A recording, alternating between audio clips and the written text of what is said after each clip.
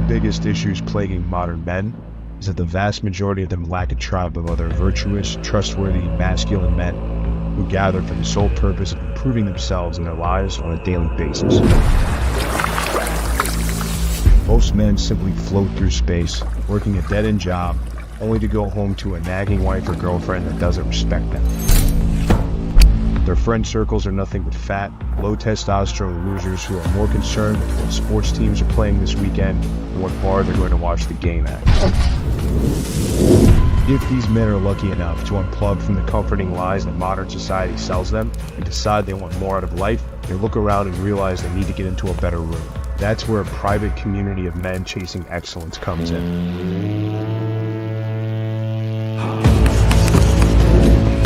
Men in our community have all committed to being the best versions of themselves that they can possibly be.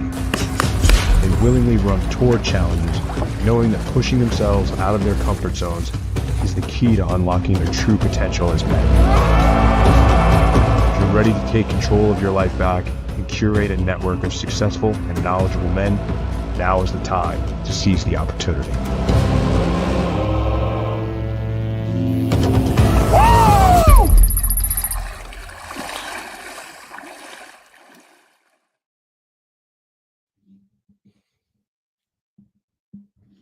Oh, you're muted again. 2 in a row. No. Still muted. Still muted. Let's try that again. There we go. All right. Here we go. I thought it was unmuted. We have to mute it before we run the intro reel, whatever. Welcome. Chopping It Up, number 29. We're talking about some red flags. Moff, how you doing, bro?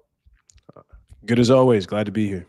Good. So before we kick off and sort of get into it, a little bit of housekeeping. As always, we're trying to deliver you guys as much value as possible. Chat set on YouTube to members. Join the membership. YouTube keeps telling me to try to get you guys to join it. It's 99 cents, as low as it gets. You can chop it up in the chat as much as you want.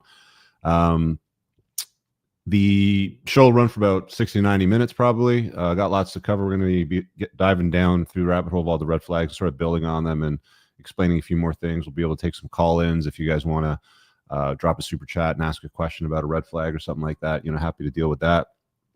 There's always a interesting phenomenon that occurs, and I'm sure you've noticed this too, Moff, is you always get like we used to call these guys when I was in collections the telephone tough guys, because they would always act tough over the phone, but in real life, they would just cower away.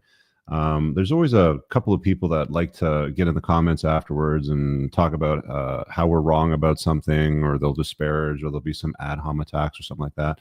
If you really think that we're not giving good guidance, or if you think there's something that we've talked about that you disagree with, that you have a better solution to, then you should be a man about it and, show up on one of the live shows and hop in and we'll chop it up. And, you let us know what it is that you got that's better. I mean, I had a psychologist last week on my podcast because she DM'd me and she was basically coming at me, calling me a little man, a misogynist and all that. And after she read the book, she corrected herself and checked herself and basically apologized and wanted to talk on the show. So, I mean, if she's big enough to do something like that, I'm sure some of you big tough guys there in the comments that like to run your mouths are, able to do the same thing. Because, if you don't like something we're talking about, show up and let's hear your better solution. But sadly, a female psychologist from Bulgaria is seems to be tougher than some of you guys, but whatever. Most of them. I caught that. I will say that I caught the show, or I was watching the replay, and yeah, a couple of things were, I mean, look, you got the whole, shame, insult, guilt, that whole thing, or, well, don't tell single moms that they're, because I'm a single mom, all that kind of stuff. But the two things that was like, I mean, the fact that no Evo Psych is taught to a clinical psychologist or somebody that's getting a psych degree, zero, when he talks about the study of human behavior and stuff that's backed up. I mean, that's extremely telling why all of this stuff is so jarring. And then the reliance on the therapy speak, I was talking about this on one of the calls with one of our groups today, where it's like, men like to gaslight, men are manipulators, men are these narcissists that like to treat women like they're little pawns on the chessboard. And it's just, no, they're not. It's like, these men are not sitting there in their evil lair with like, ha ha ha, like I can't wait till they just don't like you. Like, what's more likely? Somebody's going through all of these hoops and they're jumping through and they're devising some master plan, or you just kind of suck and he didn't want to see you again because you weren't that interesting, or maybe you're not as attractive as he thought you were in your pictures. And I think the point that you nailed, it's like, look, when it stops working, when women start going for the guys that bring home flowers and chocolates and being the ground that women walk on and doormatting, and when that starts working to get women, then men will do it. When women stop rewarding guys that are treating them like shit, for example, with their time and their attention and wanting to be with them and sleeping with them, guys will stop doing it. Like, the market will adjust, but you complain about it, but you reward the guys for it. I mean, because I had a few ladies on Ladies Night last week that said the same thing. It's like, oh, guys are manipulators and they're gaslighters. It's just, no, you just can't handle rejection. He just doesn't like Whenever you start to ask them to sort of elaborate and explain on that, they really struggle to get to a point. Generational trauma. Yeah. Yeah. I'll tell you how disconnected the practice or the field of psychology is from some realities that exist, like evolutionary psychology, like you brought up before. So during that cast, if you guys didn't see the one last week, it's on the Unplugged Alpha, the Wednesday night show, the one with the yellow banner. She messaged me afterwards and she asked me for book recommendations. Fine, no problem. I mentioned Orion Taraband's book, written by a psychologist in her field. I go, you should check that out. So I gave her a link to that. And then she asked me for book recommendations on evil psych, EVIL. She didn't even know what Evo Psych is. Wow. So she completely misspelled it, thinking that it's evil psych, not evil psychology, not evolutionary psychology. Good. So that's how disconnected the field of psychology is from an evolutionary perspective of study, like the David Buss labs and stuff like that, which is where I've gotten a lot of my stuff. Like, I've learned a lot from the books that he's written, his lab studies, the people that he's collaborated with that have also written books that he's co-authored with. I'm reading another one right now that my buddy Jason Hartman gave to me. It's called The Moral Animal. And it's by Robert Wright, but it's mostly about Darwinism and like sort of like the ecosystems that were built around that. So I'm getting my steps in and listening to that. But yeah, I found that really fascinating, having that conversation with a chick. Like, I actually enjoy talking to haters. I want to hear what their opinion is and what their solution is to something that I've already addressed. Because you flicking boogers in the comments makes them look like a goofball, right? It's like, what do you got, right? Like hop on a call. Like, let's have a conversation. Like, I'm not afraid to talk to you. So there's that. So thank you. So let's talk red flags tonight. We'll have lots of time. Let's okay, so we have the call-in link in the live chat of YouTube's. If you guys aren't watching on YouTube, it's probably the best place to go if you want to participate in the live chat and get in front of the stream and all that sort of stuff.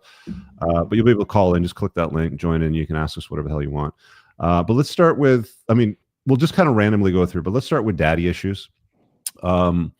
So in the book, I was talking about how you generally want to stay away from women that have issues with their father. Distant from the father, they don't have a good relationship with their father. I've said this before on social media, like one of the big problems I think we have today in relationship dynamics, especially with women, Moff, is that there's not a lot of good guidance coming from dads to their sons and daughters. We're talking about daughters more specifically in this show, obviously, because, we're guys, we're dating women, but there's not a lot of good advice that's dispensed by fathers to their daughters. And in circumstances where there might be good advice that's dispensed to their daughters, the obedience doesn't always follow, right? It's like, why should I listen to this man? Like, why should I listen to my father? My friends say this, social media says this sort of thing. So so it's tough from a whole bunch of angles. Like, you're really losing from a whole bunch of angles, because something like 43% of households are single parent households, which basically means single mothers. And then you've got, the rest of the households, it's called, 60%, where there's a father in the house. The vast majority of them are going to be betas and really don't know how to lead the relationship. Happy wife, happy life, whatever you want, babe, blah, blah, blah. And they like, one of the things I want to talk about with daddy issues, and I'll get to that also in this part, is like women that run their dads, like as they become adult women and they still have fathers doing a lot of like an obnoxious level of stuff. So back to the 60% of dads that are probably in the household, most of them are probably betas, plugged in betas. And then you've got the other ones that might be dispensing good advice, maybe not setting boundaries. Maybe she's not obedient to the advice. Like, it's a real problem, right? Like, I haven't met a lot of women in my lifetime anyway, and I'd love to hear from you and, you know, the guys watching as well. But I've met a lot of women that have a really good relationship with their dad. If you were to ask them a question like, you know, who would you go to for advice? They would say, definitely my father. You know, they listened to his guidance. They did what he said. Because, I mean, nobody's got a greater interest in their daughter's development than fathers and older brothers, right? They may not like the guidance given to them as women. They might think, oh, it's controlling or it's too much. But at the end of the day, I think a woman's father and older brothers probably have what's in their best interest at heart, even though they may not like it sometimes. So that's where you run into like the obedience issue, you know, sort of thing. What's your experience been with daddy issues? Yeah, I mean, this is what brought me to your content in the first place, man. I mean, I told the story on Fresh and Fit. Oh, yeah, that's right. But this was the ex that red pilled me. You know, she had told me from early on. Now, I bought into this stuff. Like, I didn't ever challenge or question her. And I was even thinking about that. Well, not recently, but back when we had this, we did the show down in Miami, and she had always told me that her dad had legally disowned her when she was 13, which I don't even know if you can do that. I don't know if there's anything on the books that said you can just give up your parental rights. But, you know, she never had anything good to say about him. She always said that he was a POS, or he was abusive, or he was this, or he was that.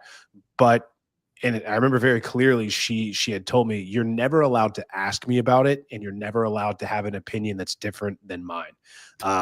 You're never allowed to challenge me on this. Like, you just need to shut up and let me talk. When I'm paraphrasing, but you just need to just take what I say when it comes to this man and my father and blah, blah, blah. And, you know, as somebody who grew up with a good relationship with his dad, I know how important it was to have that, and not to the extent that I do now. But you know, every time I mentioned something like, maybe you should actually answer his birthday text this year, I was taking his side, or, you know, or whatever it might have been. And so the reason I went looking for answers in the first place is because it's like, well, I don't know what to do. I need to know how to navigate these waters. And the video that popped up was 3 women to avoid dating. And the number 1 was daddy issues. And it was the realization that, and I don't know, I don't think we've gotten to a term or a scientific term for this. I don't know what we call daddy issues. I remember when you used to do shows with Sean Smith, like, he really didn't even have a word for it. And he's, you know, in that field. But in any case, it was really eye-opening, because it's like, wow, no wonder a girl like this doesn't respect a guy that's trying to do the right thing, trying to be a leader. And I'm not saying that I did well in that relationship. I was beaten down, banitization by 1,000 concessions, that whole thing. She ran the household. I took care of the dog, whatever. Been a billion mistakes, right? Who doesn't?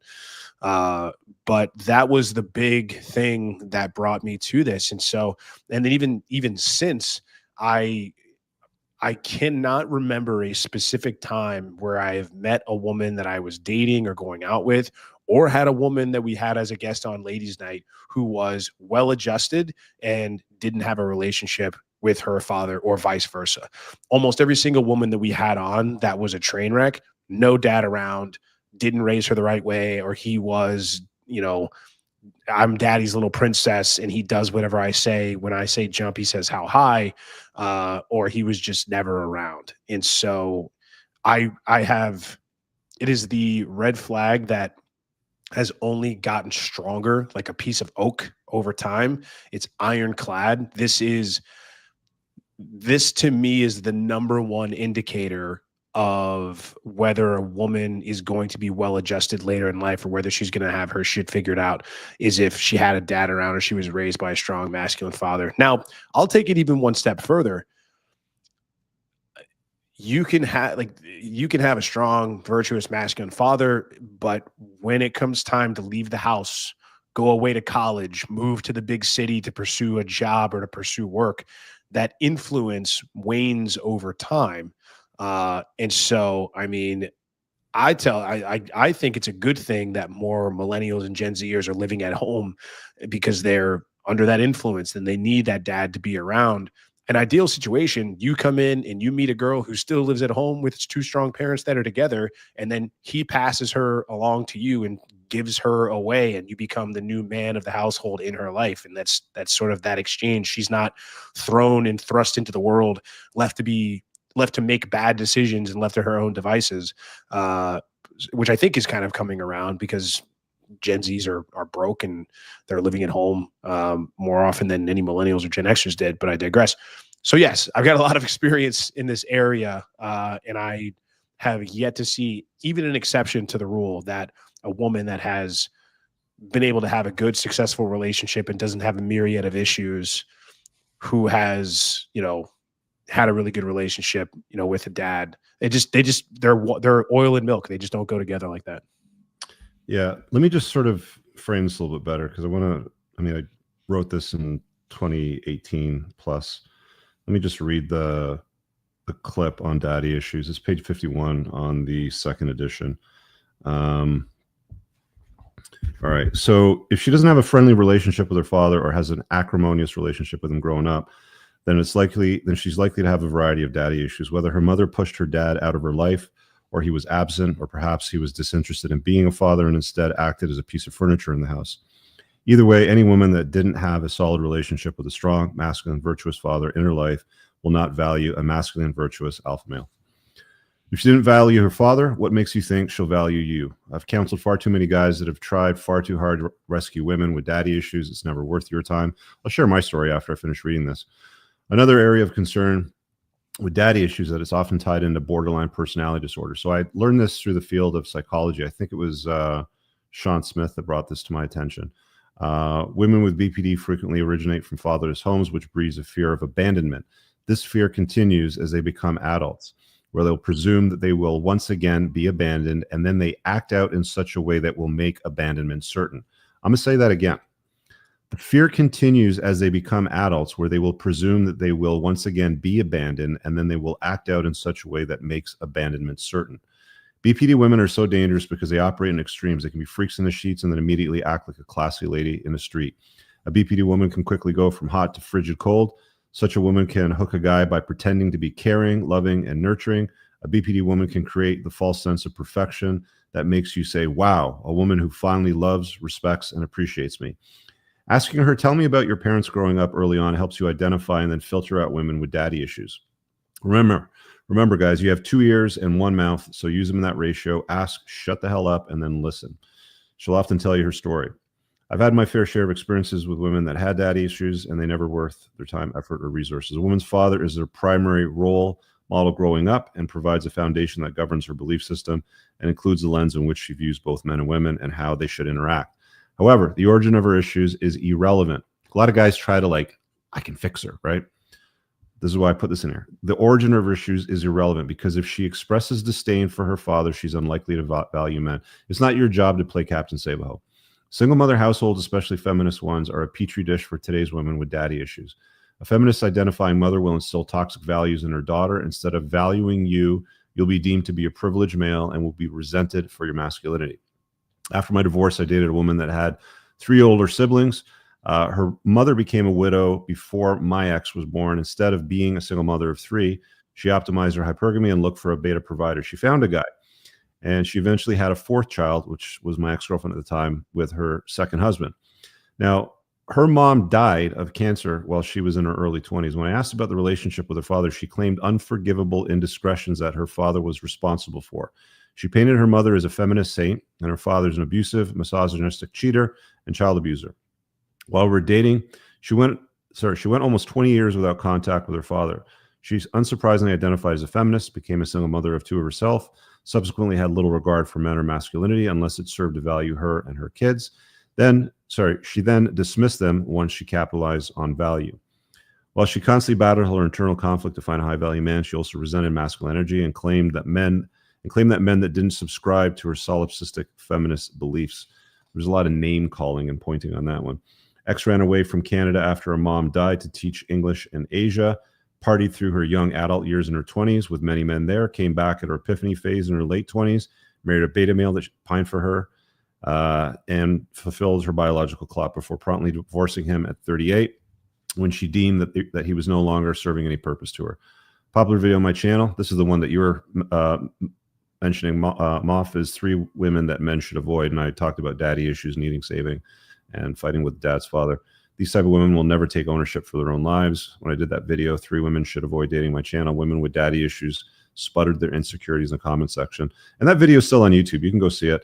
That's just the points out of the book, guys. If you haven't read the book, you can get it on Amazon. You don't even actually need to get the book to read this part here. So I'm going to put the banner up on the bottom, but you can get this free chapter on the 21 red flags by opting into my email list, or just get the damn book. It's $10. Yeah. So one of the things I didn't talk about in the daddy issues chapter, something that I sort of realized after the fact that maybe should have been included, but there's also the element of women that have daddy issues with their dad where they sort of run their dads. I don't know if you've ever seen this, but I've seen this at least once in my life with a gal who, maybe twice actually, now that I think about it. I'll share an older story. So in my 20s, I was dating this gal, and her parents were in Malaysia for a few. So when I had met her, they were in Malaysia as English teachers, if I'm not mistaken. Mom didn't like Malaysia because it's a Muslim country, of course. So I heard they came back because of her distaste for it. And they bought a place, I don't know, a couple hours away. And I had met them in the summertime at their cottage. Seemed like nice people. And they just bought this new place close to the city. And, we were going over for Christmas. And I think it was the day before Christmas, if not like Christmas Eve. And they're unpacking, doing a few things. And I try to make myself useful. There's a fucking stereo stand you got to put together, and a TV and all that sort of stuff. So, I'm helping out with that, and we're chopping it up. And, she marches into the room, the mom, and she said something along the line. I can't remember the dad's name. We'll just call him Bill. She marches in and she goes, "Bill, there's that big stone in the backyard that needs to get moved. When are we going to move that stone, Bill?" Again, keep in mind, this is practically Christmas Eve. There's family, friends coming over. And I look out the back window and I'm like, "What stone?" And I gestured, my girlfriend at the time. She's like, "That one over there." Dude, it was a fucking boulder. She wanted him to like roll this boulder out of the backyard somewhere on Christmas. Like, she was almost demanding him to do this at the time. And I think that when women watch this behavior between their parents, like even if the parents are still together, they start to mimic that as they become adults themselves. Like I've had other experiences with women where it's like, at the whim, dad will come over, drop anything and do it like on the spot. Like I had a friend, his kid was being born one day, and his wife at the time had chirped on her dad to come over and hang up some giant painting. And he's like, "What are we doing? Like, let's go to the fucking hospital. We have a baby coming, and you want to angle this thing right," sort of thing. Or, they'd be sitting on the couch, he was saying, and he would notice like a hat sort of bobbing in the backyard. And he's like, "We got an intruder. I got to deal with it." Steps to attention sort of thing. But it turns out, she had asked her dad to come over to fix some shit in the backyard with the sprinkler system sort of thing. So, you also get like the other end of the spectrum where it's like, she has such a, I don't want to say a good relationship, but such a close relationship that she can pull his strings to do just about anything. And in situations like that, I mean, I've got friends that have lived through this. I've lived through it myself. You'll find yourself at a point eventually where she's going to try to run you the same way that she saw her dad being run by her mom. So that's another area that you got to be careful with daddy issues. It's like, with boundaries, and, quite often, guys, I see guys on, social media say this all the time, or certain people in certain spheres will say, "Well, you can't really vet women, so don't even try." And it's like, red flags, or they'll try to like chop at the red flag chapter or something like that, because it's got a lot of reach and a lot of fucking grip now. And it's like, no, I don't buy it, because it's like, you can watch a woman's behavior, you can see how she responds to certain inputs, and you can make decisions about wanting to invest in her further. Maybe it's parental investment, having children with her. Maybe it's taking her on trips. Maybe it's doing whatever. But you can and you should vet women against these red flags, because you can have a relationship with any chick you want. You can have a relationship with all 21 of these red flags, but your life will suck. Your life will be miserable. You're going to fucking hate yourself. You're not going to sleep. You may even want to self-delete. Trust me. I mean, a lot of these are really troublesome. Like, we'll get through them all, but you're far, far better off. I mean, she asked for your commitment. She wants to see you. Let's see what she's made of. Let's meet her family. Let's see how her mom treats her dad. Let's see if there's any of that behavior that she starts to pick up on. this is what you're supposed to do with this sort of stuff, guys, because far too many guys will just march into a relationship. Oh, she touched my pee-pee and she responded to my text, so I'll marry her or I'll be her boyfriend. It's like, and you don't even know what you're getting into, and you wonder why everything goes downhill after you make the commitment. Yeah, and it's not her fault. Like, what she sees is normal is what she's going to perceive as normal. Like, parents fighting and mom running the show and saying, do this, fix that, go do that, pick up this, don't put this where it is. And just seeing a dad walk around the house being browbeaten and having the woman run the show, she's going to think that's the way things normally are. And she's just going to emulate that for her future relationships. So, you know, and it's, yes, women are malleable. Yes, they will go along to get along. Yes, if you are that guy, there's a lot of things that they will sacrifice, and there's a lot of things that but the really deep rooted things when you're talking about from a young, like this whole feminist stuff, like women aren't really coming into that until they get to, you know, I mean, now maybe it's their teens, but it used to not be that they got to college and they started learning all of this stuff and they became taking sociology and, you know, poli-sci majors and stuff like that. So, I mean, it's getting to the kids younger and younger now, which is a huge problem. But yeah, I mean, that's again, your most personal example of what a successful relationship is your mom and dad. And if you see how they act, you're assuming, well, they're two people, they're my parents, they love each other, et cetera, et cetera, et cetera. Therefore, how they're acting is normal. And that's how relationships should be done. So that's the example that I'm going to try to set for my own relationships, which ultimately, you know, especially if, again, like she's starting to run your show. Yeah.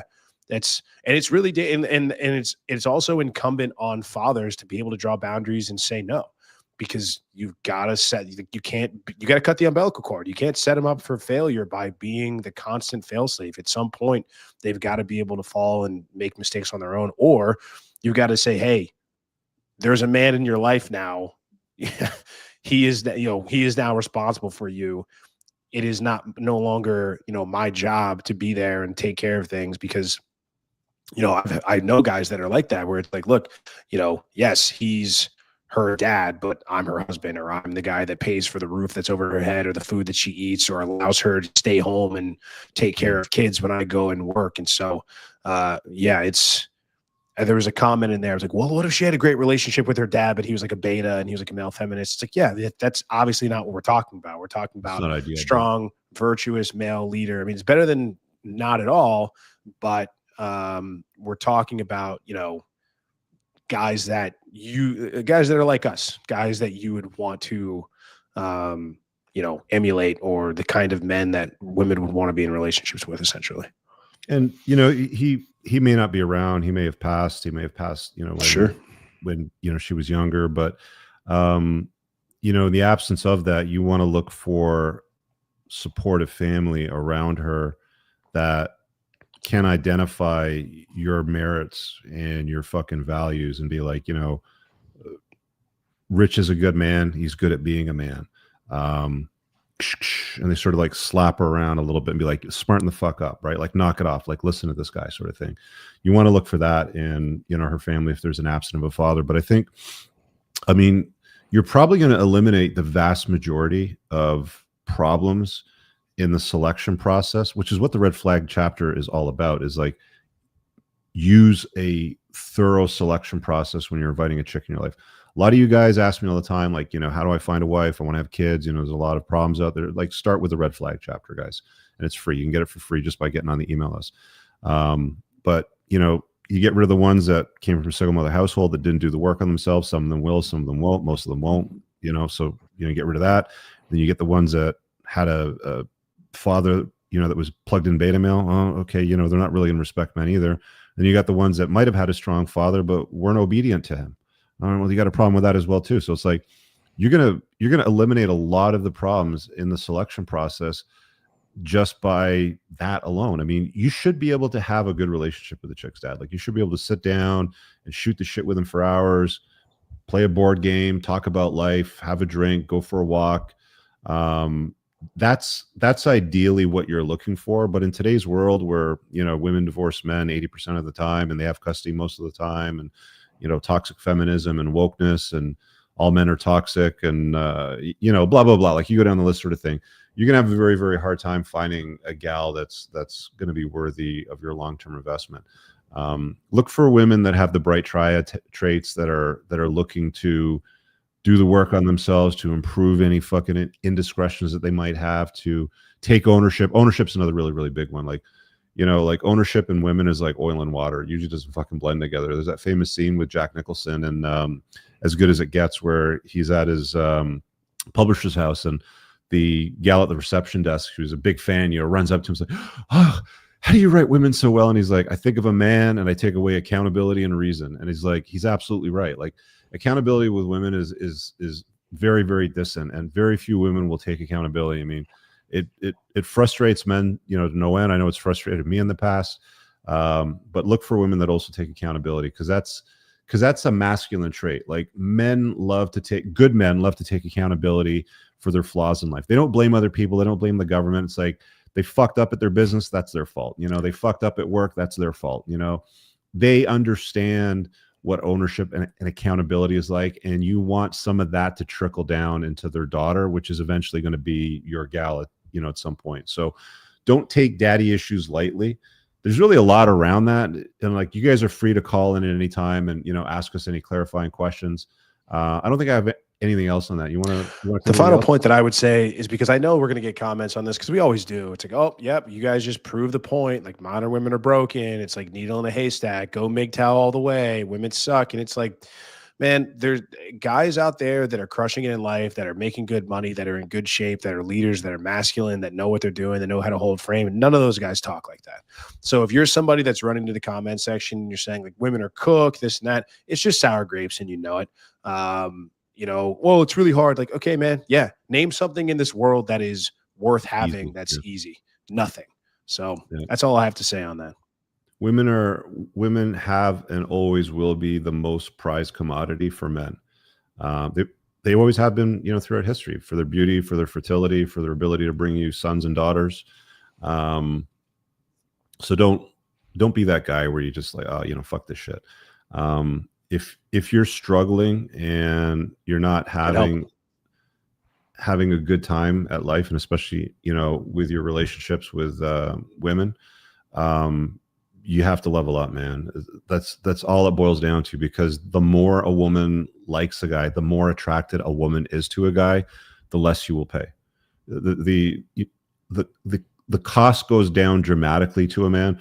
Like, I remember I did this video on the Entrepreneurs in Cars channel the other day, and the guy was talking about, you know, like, why is having a girlfriend so expensive? You know, I got to take her away for an Airbnb in the weekend, put her in a fucking treehouse, and I got to take her out for dinners, and I have to travel next month, and she wants to come, so that means I got to pay for her flight and all this sort of stuff. And he's like, I'm going broke doing all this stuff. And it's like, a woman that adores and absolutely loves a man that is in his frame, that wants to be with him, will not make him jump through fucking hoops. The more a woman is attracted to you, the more a woman loves you, the lower the cost will be. It's a fact of life. It's a reality. You can argue all you want, but it's fucking true, and you know it.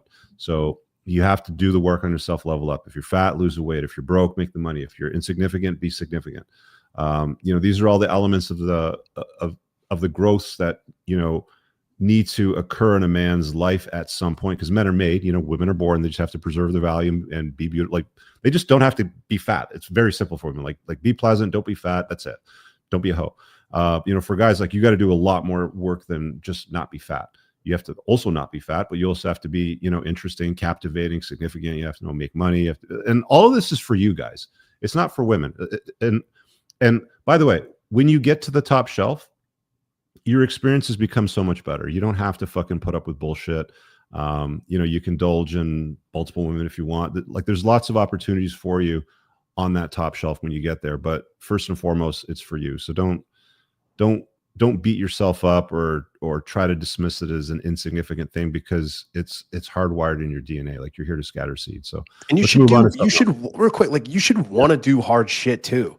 Like, where, what are you guys doing where you're just like, oh, it's really hard, so I don't want to do it? Like, I guess enjoy your couch for the next 50 years and your video games and your Cheetos and your porn. These are the same guys that can't sit in a cold plunge for more than a minute without fucking jumping out. what kind of life is that, man? You know, we get guys that we come out, we do these retreats, we do these events, and every single time guys leave them, they're like, this is kick ass. I wish we could have stayed longer. I wish these were better, or I wish they were longer. I wish that everybody knew how awesome these were. I wish we had more guys that would do it. You know, this is the fun stuff, man. Like going and doing hard things is good for you. High testosterone, men like testosterone, and doing hard things, testosterone makes that feel good. There's value in competition. There's value in testing yourself and pushing yourself beyond those limits and pushing that wall back. Like if you're just sitting here saying it's too much work, you're just admitting that you're weak. It's just, what kind of life is that as a man? I mean, this stuff is fun. Like challenging yourself, growing, learning new things, getting in good shape, learning how to fight, learning how to be competent, learning new skills. It's a good time, right? It's half the fun is the journey, man. It's not the destination. So anyway, we can move on. Do you want to do these in order, or do you want to jump around? Yeah, well, I think we can at least do number 2 in order, because I think that's just as important. Feminists? It's sort of the next one. Yeah, I might as well. You know what? I might as well read it. Grab the book to sort of frame it properly. Lay it on us. That'll be number 52, daddy issues. So feminists. So we kind of touched on feminists a little bit in daddy issues because they're kind of correlated a lot of the times. You know, when you're raised in a single mother household, they're more often than not. I mean, I think all women, not some, all women are feminists. It's just to what degree. Like you see these tradcon fucking chicks all the time on social media, like Ashley Sinclair, the one that's fucking trying to milk Elon Musk, you know, the professional gold digger girl. Tommy Lahren, she's just a fucking nightmare. You know, we can get to that at some other point. But all women have a degree or an element of feminism in them. They just can't get it out of them. It's pretty much hardwired in all of them. With some rare exceptions, like Janice Fiamingo, like that fucking chick that advocates for men. Honey Badger girl. Yeah. But I mean, like, she's a lesbian. I still say it's all performative, though. I mean, I don't buy that shit for a second. Yeah, to some degree. Yeah. Okay, so red flag number 2. So let's talk feminists. Briefly touched on the previous section on daddy issues. Red flag. Many Western women today either identify as a feminist or have welcomed toxic feminist beliefs into their schools of thought. They are indoctrinated to believe that men are privileged, that men hold women back, that men can succumb to the patriarchy.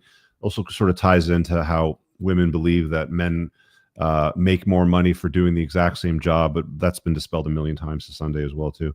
Thankfully, the devout lifetime feminists are typically pretty easy to spot. They avoid traditional feminine cues, instead of opt for shorter, unnaturally dyed hair. Think blue, purple, red. They mutilate their body with tattoos, sticker book style, you know, the way that Moff sort of described it, where it's just random, you know, tattoos, just in a random place, nothing discreet or even somewhat classy, which is difficult to say. You know, when you classy and tattoos usually don't go together, but you get what I'm saying. You know, or they've got facial piercing. You know, think about that nose, I think it's called a septum piercing. You see them on cows, whatever. You get the idea. Yeah, bulls. Are often overweight and usually dress in ill-fitting clothing because they don't really care what men like, so they don't dress well. Compared to keeping themselves fit, well-dressed and groomed, and maintain their physical appearances and appeal to men. Feminism preaches radically leftist political views that fight for unlimited free abortion, elevate single mothers on a pedestal, and claim that masculinity is toxic. Feminists hate it when the state imposes limits on abortion and tries to face them to be mothers. However, they're more than happy to use state family law to force men to become fathers, right? Let's extract resources from them and stuff like that. Feminism teaches women to vote for the welfare state, massive government handouts, refugees, huge tax cuts, huge tax rates on high income earners, social programs that widely benefit the female primary social order.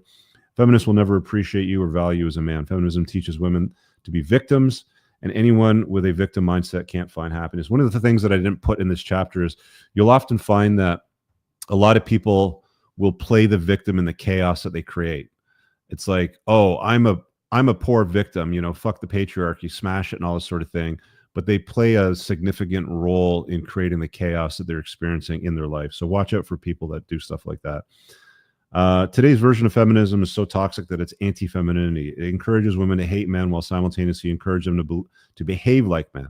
I.e., you know, I hate men. They get paid more than I do for doing the same job, but I'm also going to behave like a man and be a promiscuous hoe, right? And that they should ditch the notion of motherhood to prioritize their careers. Of course, you know, let's stack degrees and career accomplishments and put off having children, and then they wonder why when they're 41 no man wants anything to do with them. Well, no man with a brain in their head anyway wants anything to do with them. Feminism doesn't seek to make women better or more feminism. It seeks to make women into terrible versions of men. Ownership is a concept that most single women struggle with. However, feminists often completely unfamiliar with it, and so everything will be the fault of the patriarchy and men. Therefore, avoid any women that identifies as a feminist at all costs. Since the Me Too movement, we've seen several exceptional men fall with false claims of sexual harassment or rape, and the vast majority of these false charges originate from feminist women. Sadly, even feminine cues are not enough anymore. There's plenty of women out there that identify with feminist values that remain feminine in appearance, and these are the ones that you must be very careful with, as they're on a path to transformational obesity, collecting cats, and eventually short and brightly colored hair. I'm going to say this again. There's a lot of women out there that subscribe to feminism, okay? I remember I dated this gal 10 plus years ago. Really good looking girl. Like, I was a fan of a friend. She looked a lot like Jennifer Aniston.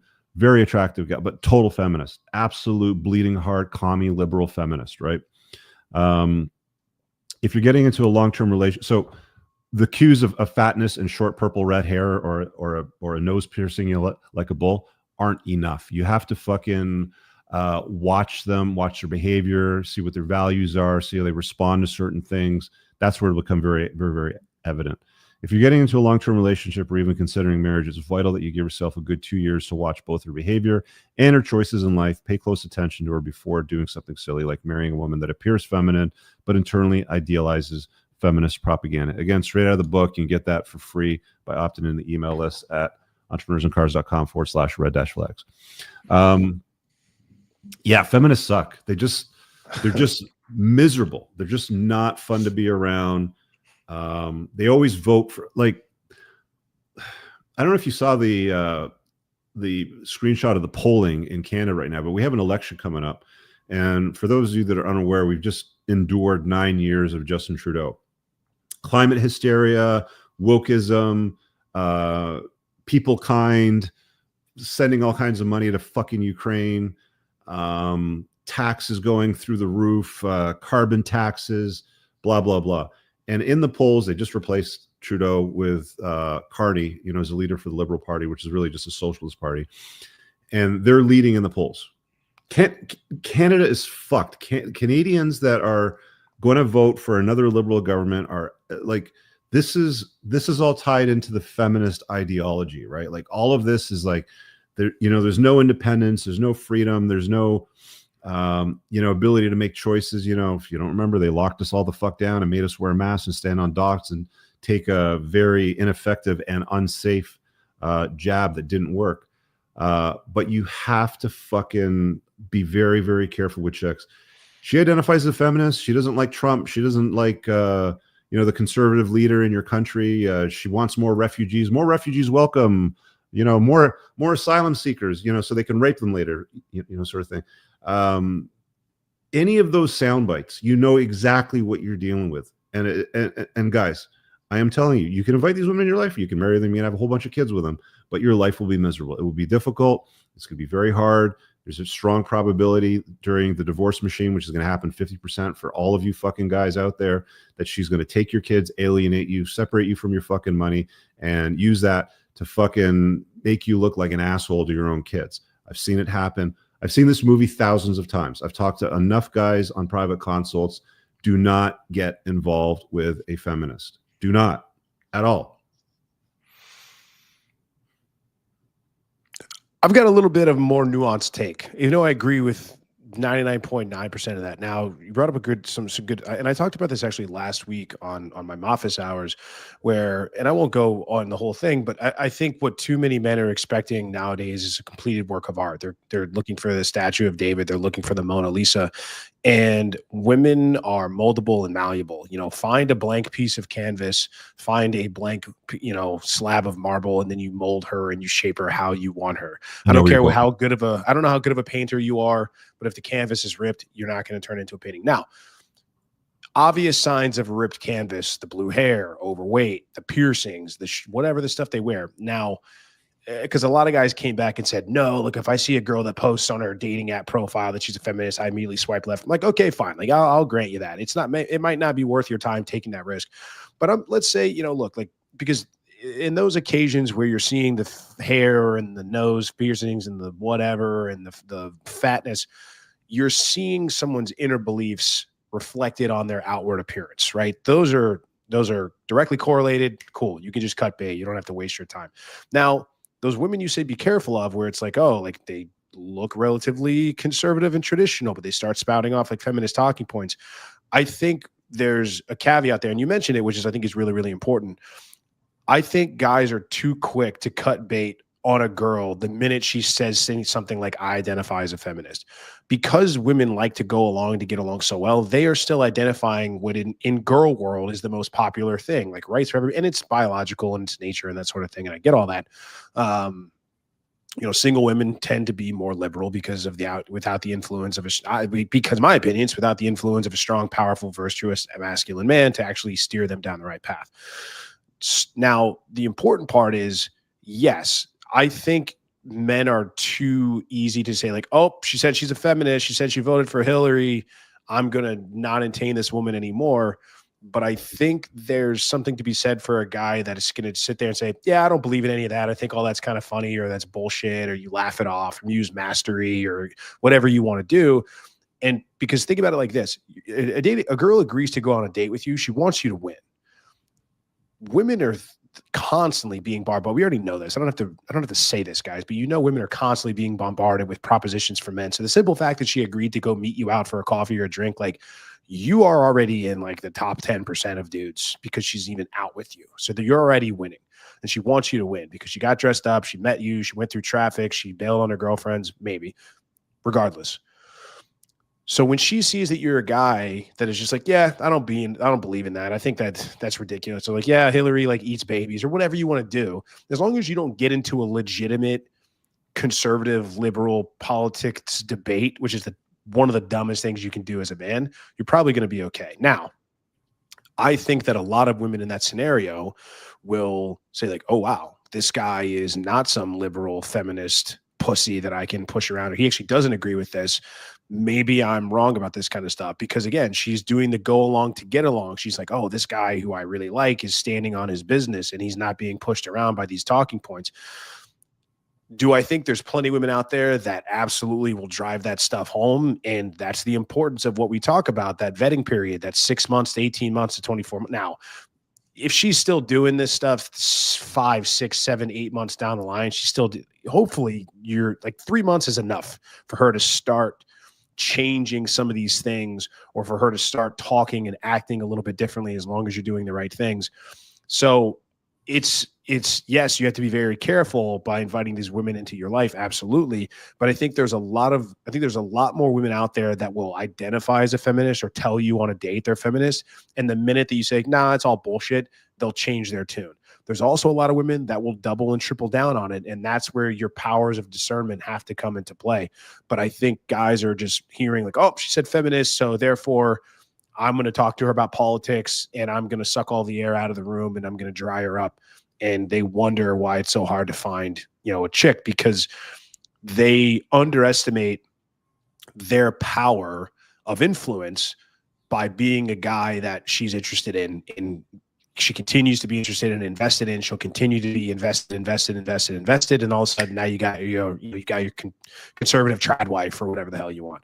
Not saying that that's an end goal, but that's my take on that. So I don't disagree with anything. I just think guys are a little bit too quick to cut bait, because when you find a chick that is saying I'm a feminist, but her outward appearance and the things and the way she carries herself doesn't necessarily reflect what she says, her actions and her words are not lining up, what do you always do? You believe the actions. And she very well may have actions that are carrying her down the road. She might want to go to a protest, or she might want to go put on a pussy hat and go march on DC. Okay, now she's voting with her feet. But if she says all this stuff and she's like, yeah, like I used to ask these girls, when I would go on dates, like, yeah, I'm a feminist. I'm like, all right, let me ask you this. Like, if you met a guy that would take care of you and pay for everything and said you could quit your job and you could stay home and make kids, would you do it? Yeah, 100%. Almost every single time. That's a really good litmus test, I would think. If a woman is like, yeah, I wish I didn't have to work, but I work because I have to, not because I want to, probably at least a green flag to move forward in the interaction. But if she's like, no, I love my job. If she's like my ex who said verbatim, I don't think I'd ever be able to love my kids more than I love my career, probably time to get out of that one, dude. So that's my take on that. So what you're saying, Moff, is you can save her. I thought I could. So you're saying that you can save her? It's not about saving. It's about I'm calling bullshit. And I think that if you do it in the right way, or if you don't take women seriously, they're just trying to throw shit at the wall and see what sticks. But I do think if a woman displays behavior, we're like, oh, wow, like, okay, your behaviors do line up with your words and you are a feminist and I need to get the hell out. But if she tells you, yeah, I'm a feminist, but then she's coming over and cooking for you and doing your laundry and she's doing all these things and she's acting in a way that is the opposite of what she's saying, that's probably a good sign. Yeah. So ask some questions, basically, and pay attention. Use logic and reason on women, which I have not found to be very effective. So, like, I know that you agree with me, and I'm kind of in some agreement with you, but probably not as much as I'm not at the same place that you're at. Like I think, sure, have the conversation, but I think a lot of the time with some of the dumb beliefs that you'll hear, women spout, oh, like, refugees and asylum seekers are all fucking good. No, vet them. Why? Like, when I came to Canada, my family had to prove income. We had to fucking go through the proper channels. It took 10 years to get citizenship. We never fucking got a free handout for shit, right? It's just like, there's a point, guys, where you have to look at a woman if she says something that is just completely offside. Just be like, just bitch, shut the fuck up with that, right? And but be very all that stuff serious is borrowed. Like the thing is, none of those are original thoughts. I mean, I keep going back to this. You're girl. absolutely I remember borrowed. Yeah, you're right. I was dating this girl, the chick that I was dating, the ex, when all the George Floyd stuff was happening, and this is middle of the scamdemic, and we were locked down in New York together. And I'd hear her on phone conversations with like friends of hers or even her mom, and she would be repeating sound bites that other people were saying or memes that were popping up on Twitter and Instagram and pawning them off as if she came up with them. And I'm overhearing these conversations. It's like, it's like that Goodwill Hunting scene in the bar. Like, do you not have any thoughts of your own? Or are you just going to plagiarize everybody else's stuff and pawn it off as your own? Like it's original. Like you're just going to rip other people off because you don't have a brain in your head. Yeah, they just don't think it's. So like, I don't know. The guy pointed a pistol at a pregnant woman's fucking belly, but that's but like that's my thing. Like when I hear them say that, I'm like, you don't know what you're talking about. Like you are out of your mind. Yeah, and so, you're right. Like you do have to fucking lies between us you have somewhere. to set the fucking frame. You have to set the boundaries. Sometimes, like I said, you got to look at a chick and just be like, "Bitch, shut the fuck up with that," right? And just fucking set them straight. But they may not fucking toe the line. They may not adopt it. They might have a strong fucking, belief. Like abortion's a very fucking controversial topic, right? And that's one that like the feminists love too. And it's like, oh yeah, why are they so obsessed with murdering babies and being hoes? Like I don't know how many between where the abortion happens and all the decisions that are made leading up to the abortion, all you have to do is fucking make some better decisions along the way. Like just, slide out this way and we don't have to deal with this problem. But it's like, they want fucking immunity for dumb choices everywhere in life. And it's like, I'm not buying it. Like, just don't be a hoe. Right. Yeah. I'm not, and guys, like, when you have these fucking conversations, which you invariably will at some point, because, as Moff pointed out, women are hive-minded and they think that way. You may find yourself in an environment, in a room around her and her friends, her and some cousins or something like that. And it's like, be very fucking serious about it. Like, this is a hill that I'm fucking dying on. Bitch, just shut the fuck up. I don't roll that way. Right. And like, the better you are at it, the more competent you are, the more valuable you are, because again, women do value, obviously. The more serious that you'll be taken. So there's that too. All right. You want to take a call? Do one more? You want to do one more and do calls? You want to do call-ins now? Well, we got this guy Andy and Bobby over here, so let's just do like one call-in for now. Just sort of take a break from the rant. Let's pull Andy. Let's get well, Bobby's here first. You want to grab him? Okay, go ahead. Bobby, what's up, bro? Now I'm on the spot and I've been listening. And I keep just thinking of more and more things. Let's hear But it, I man. think initially I came in on a revelation I had about my own sister this evening, listening to you. Okay. Because like my dad is a great dad, does anything for us to the point that he's almost 70, and my sister will call him and have him come look at her air conditioner or her furnace or her toilet when she has a husband. Mm. And he'll go and do it, and he'll either find somebody to come and fix it or tell him he can't do anything, and then they have to do what adults do and call and get it fixed. I'm going to go out on a limb here and just ask, but does she have a strong opinion of her husband? She seems to adore him, which he is her second husband. They're the Brady Bunch. There's 6 kids in total between the two of them. Yikes. And they are the true. There's 3 girls and 3 boys. God. Sorry, she seems to adore him. Okay. And he seems very competent. I don't think she actually gives him the chance to look at it before she just immediately picks up the phone and calls my dad. Now, I will say about my dad, he was a truck driver when we were little, so he wasn't home. He worked nights until I was about 14, 15, somewhere in there. So we were pretty much raised by my mom. Okay. Has she always used them to do like house chores and maintenance stuff and stuff like throughout her adult life? No, not necessarily. Just the big stuff. Yeah. Like, I mean as long as there'll she's be times respectful to her husband, and as long as, you know, like you said, you know, she adores him, then it's not turning into a problem. But where it would turn into a problem, which is what I've seen, which is a real issue for guys, is where it's like, you know, she'll be like, I gotta call my dad for this. What are you, fucking loser? Like, why can't you figure this out, sort of thing. And then she just sort of like uses the, you know, the visual of watching her mom run her dad to her own relationship. So, I mean, if she's adoring the man and respectful to him, then that's totally fine. I don't see any issues with that. And then it's when she becomes indignant. It's the indignant and it's the browbeating and all that. That's when it really becomes. Yeah, it's the contempt that's the problem, right? Like if she expresses contempt for her husband, then that's never a good relationship. Yeah, that was her ex-husband. Well, she figured it out this time. Maybe it's how long has the marriage been going? The second time around? I think they're on 4 years. Okay, 4 years with a blended family. Let's see how that unfolds. Yep. Crazy. All right. And then I was going to make a comment about the BPD thing. Yeah. So for my situation, the BPD, I didn't notice until 4 or 5 years in. And I would compare it to, like they say, drug addicts chasing the dragon. You're always looking for that original high. With a borderline, you're always trying to get back to where you're like in that love bombing stage. To when you think everything's great because they adore you, but none of it was real to begin with.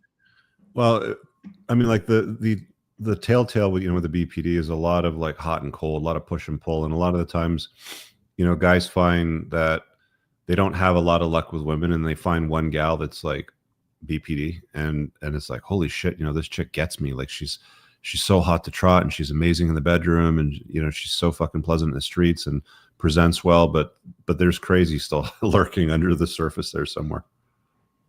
I've always come to the point that if they're really good in bed, they're probably crazy. Yeah. A buddy of mine once said the best women in bed have a personality disorder, a thumb ring, tattoos, and smoke. So yeah, I think we hit all 3. Yeah. Or on the hot crazy matrix, hairdressers, Tiffany, and I can't remember what the other one was, like girls named Tiffany. Oh, and redheads. That was it. The other one was, and you were talking about Trump, or maybe you weren't. It came up to me. I came home from work one day.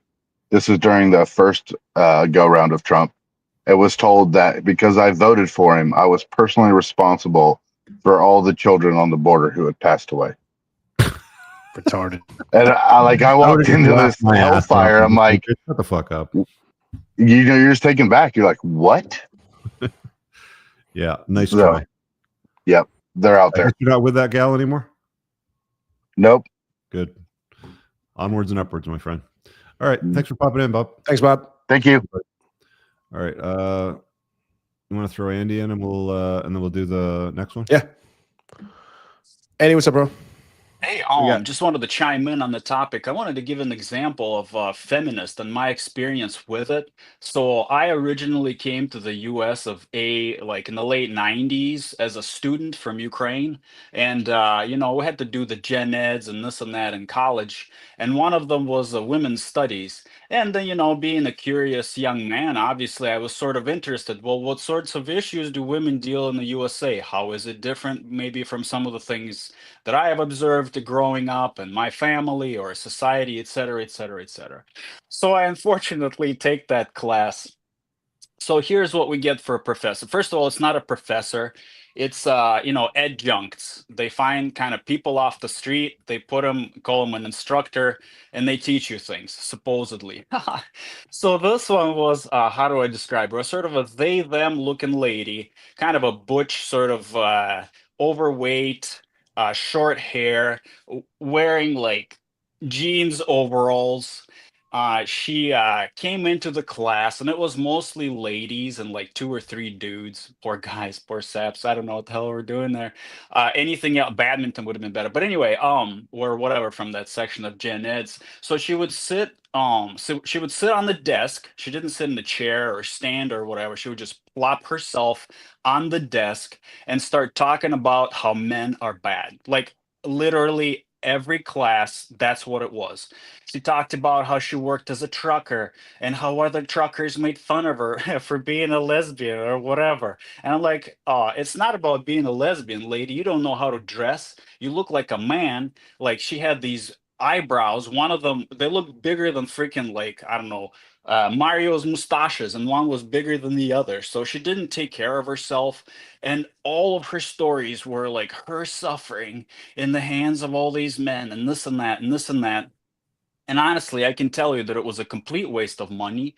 And I legit wanted to learn something. I learned absolutely nothing. And I got a B in that class, probably for being a white man or something like that. I didn't realize it at the time, and it ruined my GPA. And that was my story of like learning about feminism back in the day. And this was turn of the century or whatever, but not much has changed. It's just gotten worse.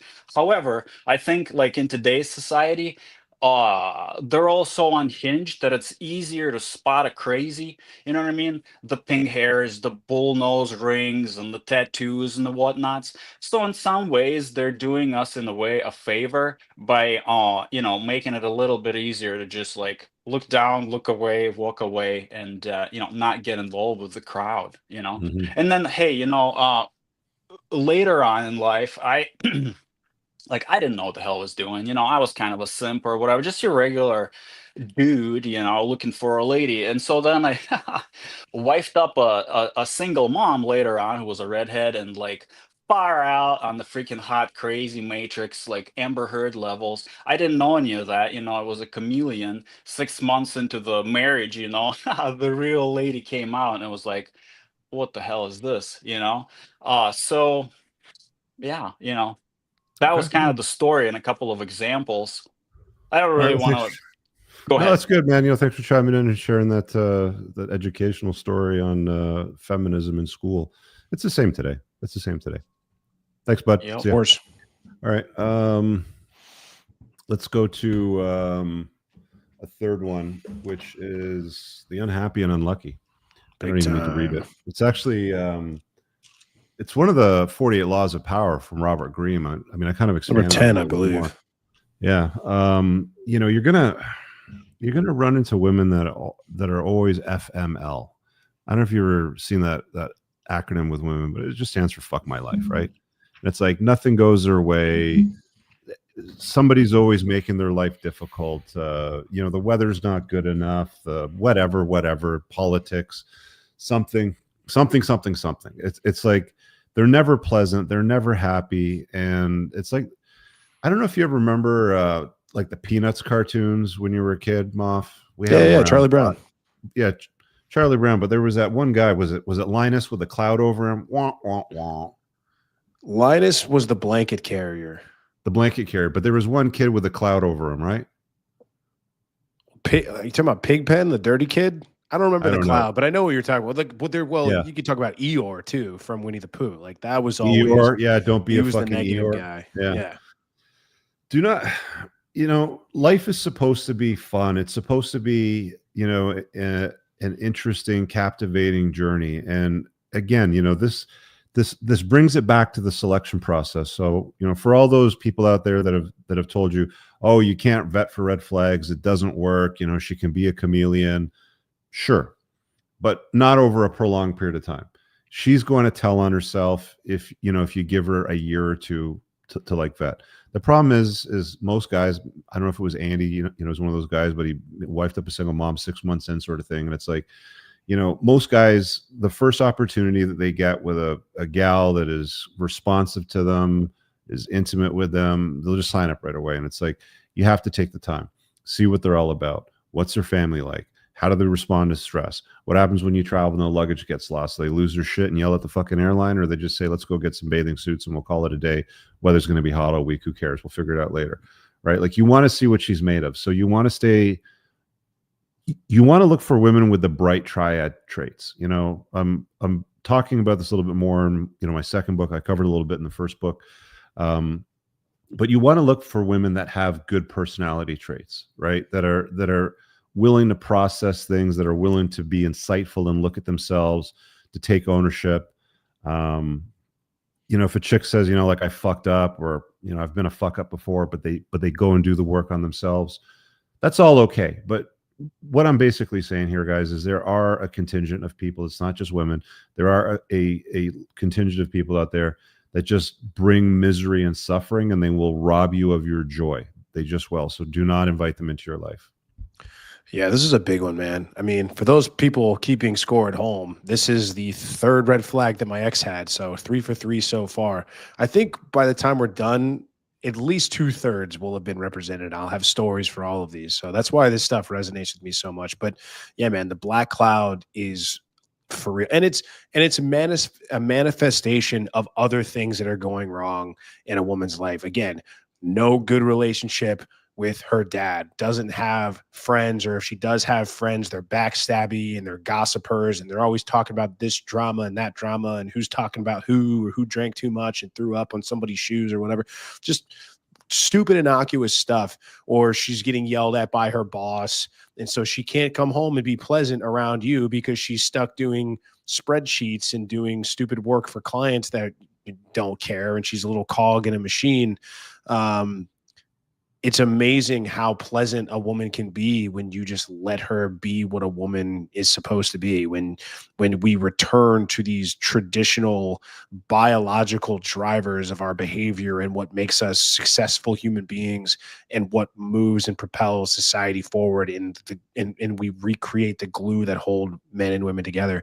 But that was a big one for me, man. It's morning till night, black cloud, always with a scowl on her face, always with just an attitude about this, that, and the other. And dumb blue pill me trying to fix it. Let's talk it out. Well, what's wrong? Well, this and that.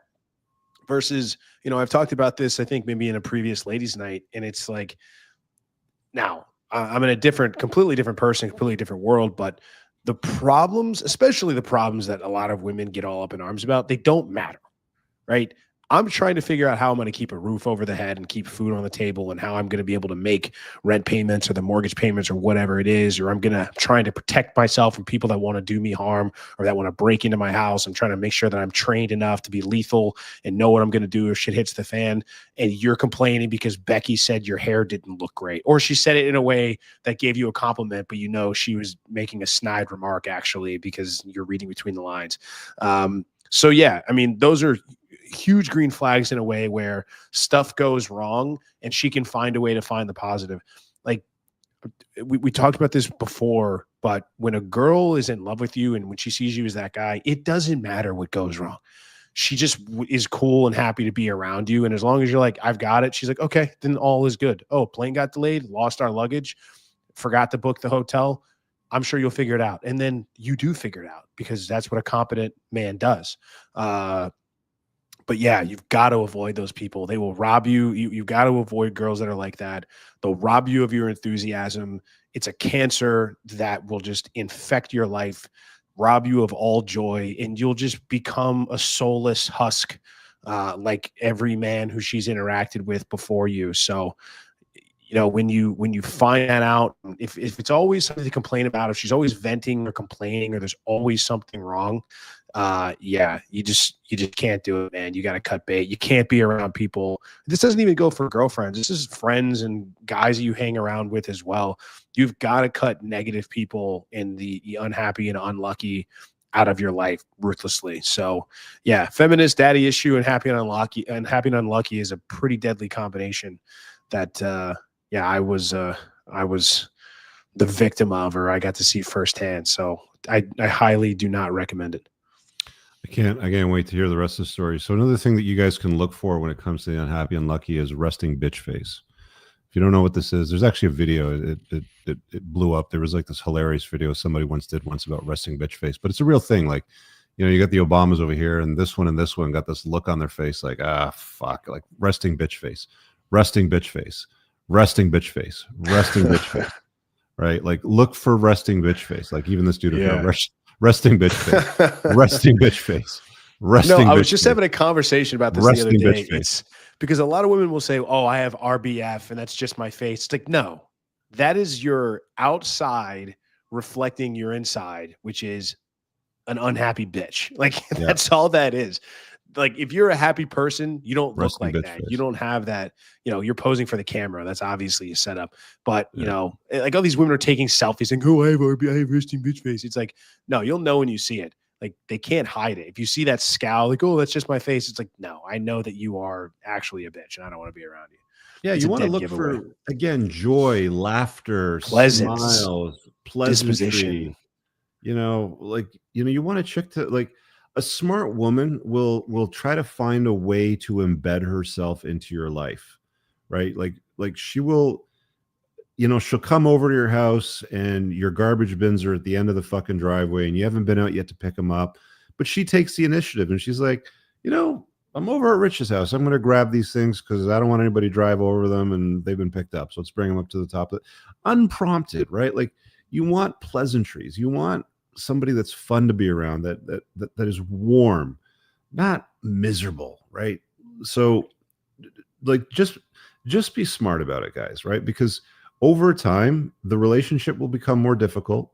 It will test you more. You will more than likely, most guys, and I've been through this several times, guys, most guys will end up giving more over a long-term relationship while getting less in return. And your reward for most guys, because they go monogamous, and your reward for all of that is the same pussy you had last week, last month, and last year, right? So do not invite misery into your fucking life. You want joy. You want bliss. You want can't happiness. Save them. Don't try. Don't try to change them. Don't try to. Sure, you don't want to save this one, Moff? Never. Never save. I've retired from my Captain Save-A-Ho days. I've been stripped of my rank and dishonorably discharged. We could keep going, but I think what we'll do is we'll take the next few weeks of these shows and really dive down these rabbit holes and share some personal stories and take a few more calls. But guys, this is about the selection process. You need to be selective. You have the right as a man to reject misery, destruction, chaos, headaches from your life. A woman should be useful to your life. She should be respectful. She should bring you happiness and joy. And if she's not, why is she in your life? Right. So that's the point. It's like, these red flags will help you through the selection process. That's all we're trying to do with you guys on this one. I think we can wrap it up on that note. Yeah. I'm good. What's going on tomorrow? I got Homath on at 1. Nice. I've watched a few of his videos. I actually find him more interesting as an individual and interacting with him on the X platform.